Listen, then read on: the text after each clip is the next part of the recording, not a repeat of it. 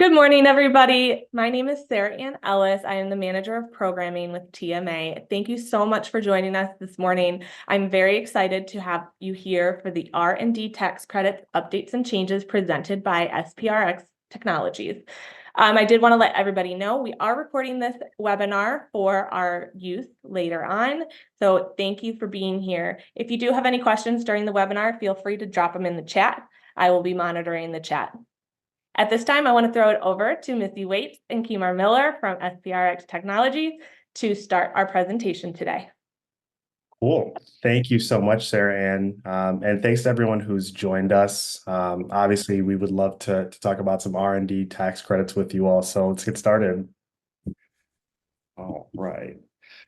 So a little bit about us. My name's Kemar Miller. I've been within the business incentives and tax credit space for a few years now. I love it because I love bringing money back to businesses especially when they don't know exactly that they're qualified for the money. And then Missy Waits, she's been within the business incentive space for over a decade now. So I like to think she's quite honestly, as good as it gets when it comes to the R&D tax credit specifically. So super excited for us to be here, super excited for us to be partnered with TMA and members of TMA. Because a lot of people still unfortunately don't know about the R&D tax credit, don't know that they qualify. And excuse me, there's also some updates that we'd like to go over as well for people that, are familiar with the R&D credit and are claiming currently. So a little bit about our founders. So Mark Andrus and Don Vitucci, they actually came from Grant Thornton. And if you're unfamiliar with Grant Thornton, they're a large, I don't believe that you can see the slides. Let's go ahead and fix that.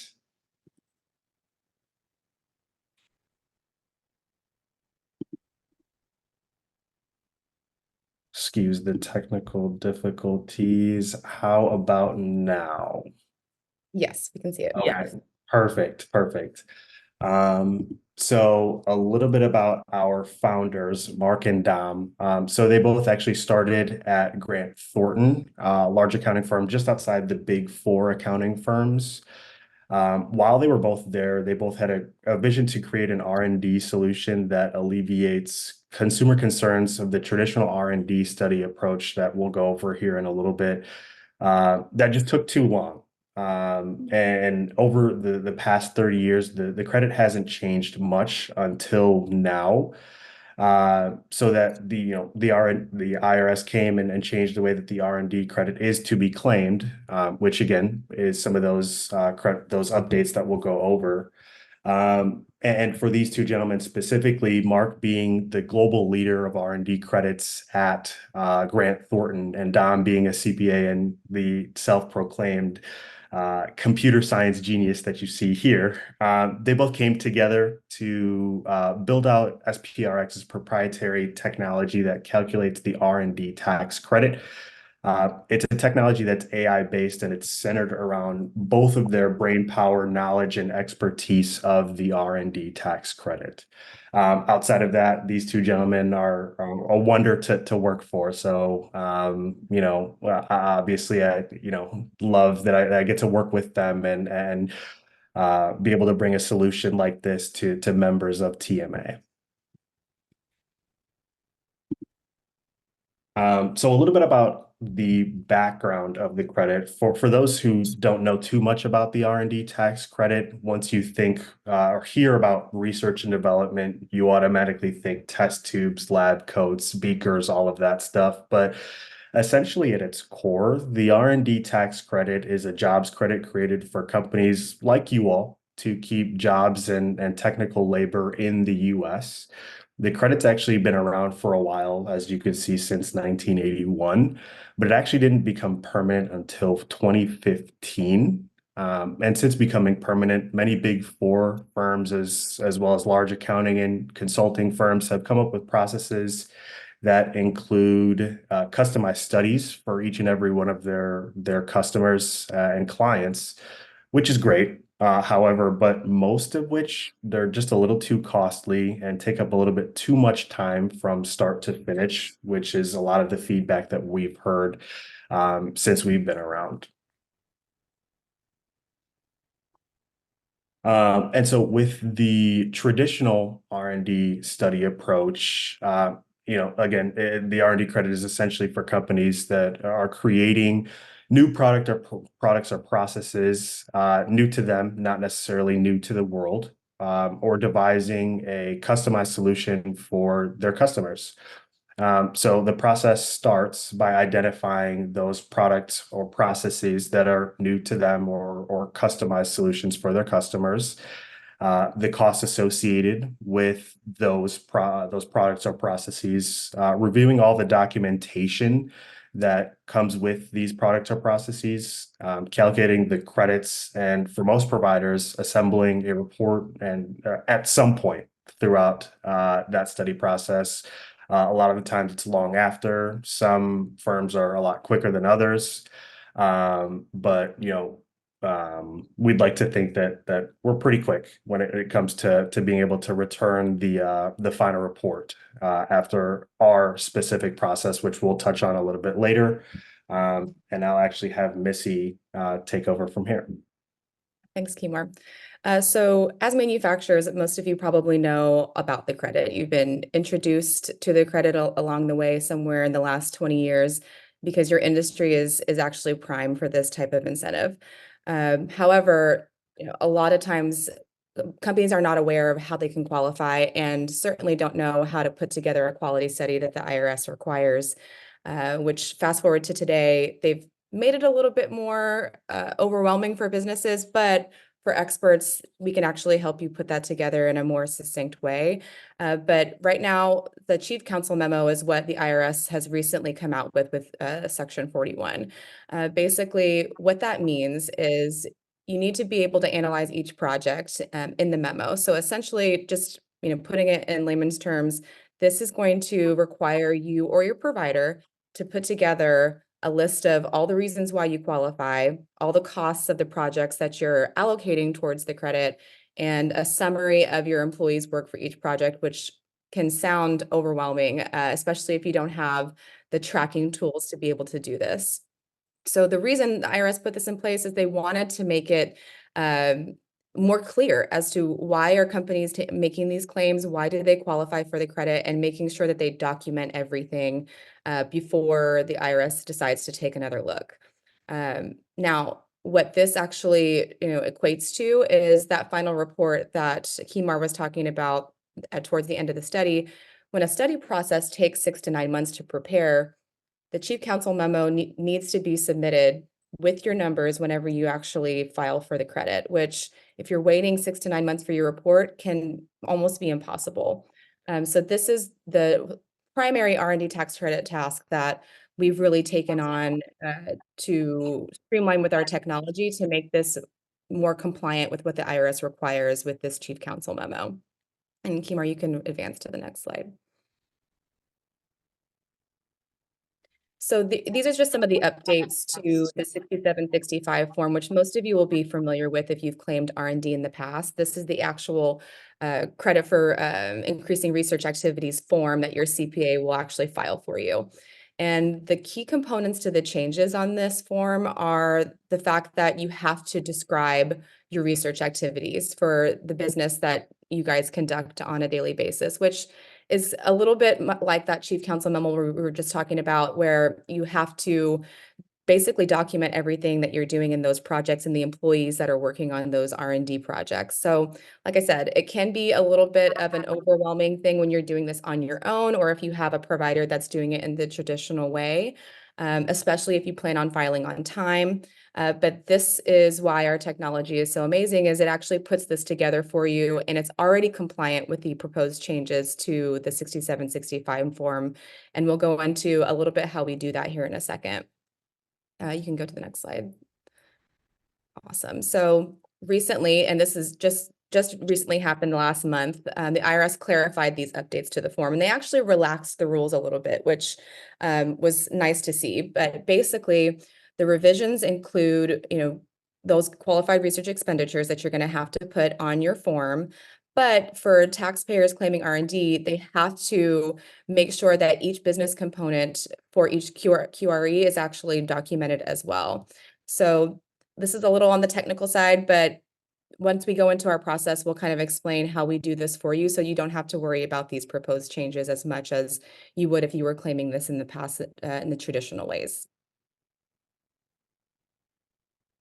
So here's the solution that we've put together. So on the left-hand hand of the screen, you'll see the traditional process that you might be used to, right? You start with that discovery phase where you're trying to figure out what projects qualify, what employees qualify for the credit. And you're pulling together all of that documentation, which can be a little bit overwhelming as well. And what we've created is a proprietary software platform where you can actually drop in all of that data in whatever format your company has that in. So whether you're pulling it from your payroll software, or if you have project management software that you use, and everyone actually, uses something different, you can actually drop that into our data space in any format that it comes, and it will extract that data. So that way you don't have to format anything, you don't have to calculate anything on your own. We can actually analyze that for you. And then once you get into that discovery phase and you put together all that data, then you start looking at the calculations, right? Like, what do you actually qualify for? And that's where our AI models will predict what your qualified research expenditures are based off of the data that you've provided. And it usually takes, once we get that data in, it usually takes around a week to 2 weeks to actually get all of that information validated. And that's where we call upon you and your team to help us validate that data, just because of course, we don't want to leave it all to technology. We want to make sure that you're okay with everything that our technology puts together. And of course, our experts are also reviewing this. But that validation phase usually it takes about a week or so, depending on people's schedules and things of that nature.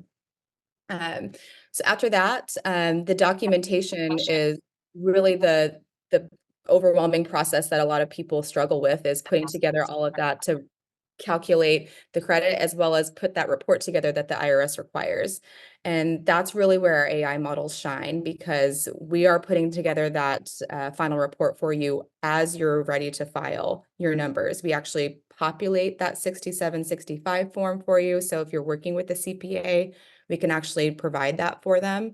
And it's going to replace all of those traditional spreadsheets that you would have had to use. It really eliminates a lot of the human error when you're touching a lot of that data and passing it along amongst teams. A lot of things can get misconstrued, or data can be manipulated in ways where inaccuracies occur. So the technology really takes care of a lot of that to increase accuracy. And then once we have all the documentation complete with your calculations, you're done. It takes the process from 6 to 9 months to about, on average, 4 to 6 weeks, which is really exciting for CPAs who are traditionally having to wait for their numbers to come in right before deadlines. So as manufacturers, I'm sure you probably heard of the credit. You guys are an excellent industry for this, but here are just some of the qualified activities that you look for in your day-to-day businesses. So, of course, many of you are probably developing and designing new products and enhancing products that maybe if you're a contract manufacturer, getting different types of designs that you have to execute on a daily basis. Streamlining your manufacturing processes internally. So whether you're using new machinery or automating anything, that can be a great qualifying activity for the credit. Additionally, if you're having to stay compliant with ISO 9001 requirements, that's a huge thing that many of our manufacturing clients have to continuously improve their day-to-day processes. And that can actually be something that qualifies for the credit as well. So if there's something that you see here on this slide that resonates with you, I would recommend that at least you ask the question, is this something that I should be looking at? And even if there's not something that you see, just taking a look at your day-to-day, and I'm certain that there's something that you're doing that is worth talking about to see if you qualify for the credit. Here's just a couple of case studies of some SPRX clients that we've worked with in the last 6 to 9 months, but automotive parts manufacturer, right? So not a ton in revenue, but the credits that they earned, over $1 million in credits, and And that can be from prior years as well. So right now, we can actually go back to 2020 if you've extended in that year. We can go back to get credits in 2020, 21, 22, and then your current year, 23 right now. So combining all those years together can really increase the amount of credits that you can get, which is really exciting. And then a sports gear manufacturer here, as you see, really exciting credits. I mean, any six-figure number can be, new equipment that you can purchase. That's new employees that you can hire. So really, these credits can be used for anything to enhance your business. So it's definitely worth talking about to see if this is something that you can take advantage of. So here's just some of the things that you're going to see when you start working with SPRX. A lot of the questions that I get is, what does it look like? How do I submit the data? How's this going to replace what I normally do? So this is what it looks like when you log into our data space. It's really like a Dropbox. So you can drag and drop, like I said, any of the formats that you have with the data that we need. You're going to have a list here that you see on your screen to the left-hand side of all the required documents. And you can we'll give you a login to get into this safely, but you can actually assign other people in your organization to log in and drop things in as well. But the great part about that is, even though, let's say you have an HR person or a payroll person that you want to log in and drop data into, they won't actually be able to click on anything and view any of the information that you've uploaded or even that they've uploaded. Once it's in, they can only delete things. They can't view or download anything. So your data is protected. But this is just a quick look of just what you're going to see when you log into the software. And then this is the screen where I'm sure most of you who have done the R&D tax credit process are used to the surveys that we have to do for your employees and things like that. So a lot of the questions I get from people that have claimed is, okay, so if we're doing this all through AI technology, what happens to the interviews? How we validate all of this with my employees? Well, it all stays right here in the portal. What we'll do is we'll have each person that you've put in the software as an employee that their wages would be qualified towards the credit, and we'll actually send them a survey to validate the information. Our AI technology will ask them a series of questions to basically ask them what they do on their day-to-day, how they impacted the project that we're looking at, and it usually takes around 10 to 15 minutes on average. And it actually really increases the amount of employees that actually participate in this type of exercise, because oftentimes when you have a provider come on site and do employee interviews, I mean, they're in the middle of their day. It's really hard to get them to stop what they're doing and answer any questions about R&D. But this is a great way that they can just do it on their own time. This is just an example of the questions that they'll get.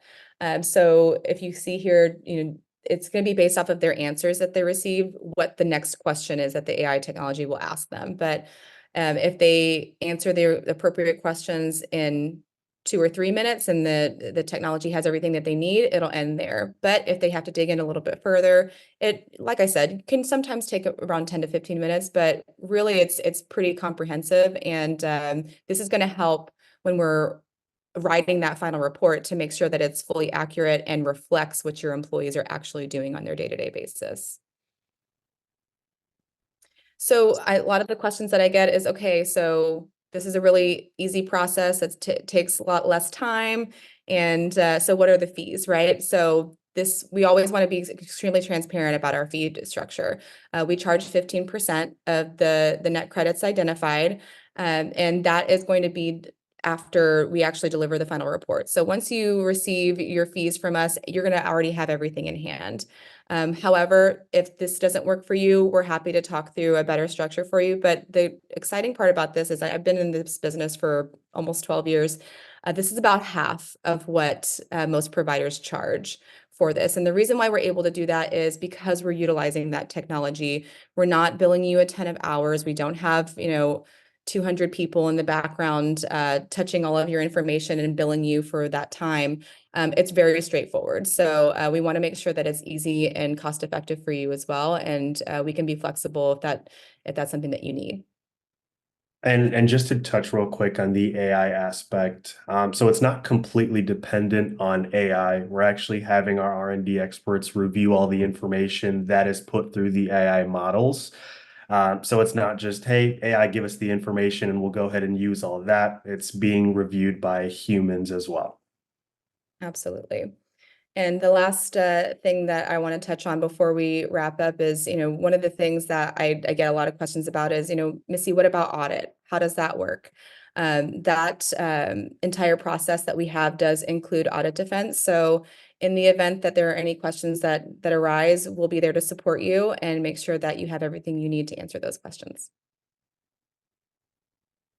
Awesome. Well, Sarah Ann, I want to toss it back to you. Do we have any questions or anything that the group would like to ask before we wrap? We do not have any questions in the chat at this time, but I'm sure I'll get some follow-up questions afterwards.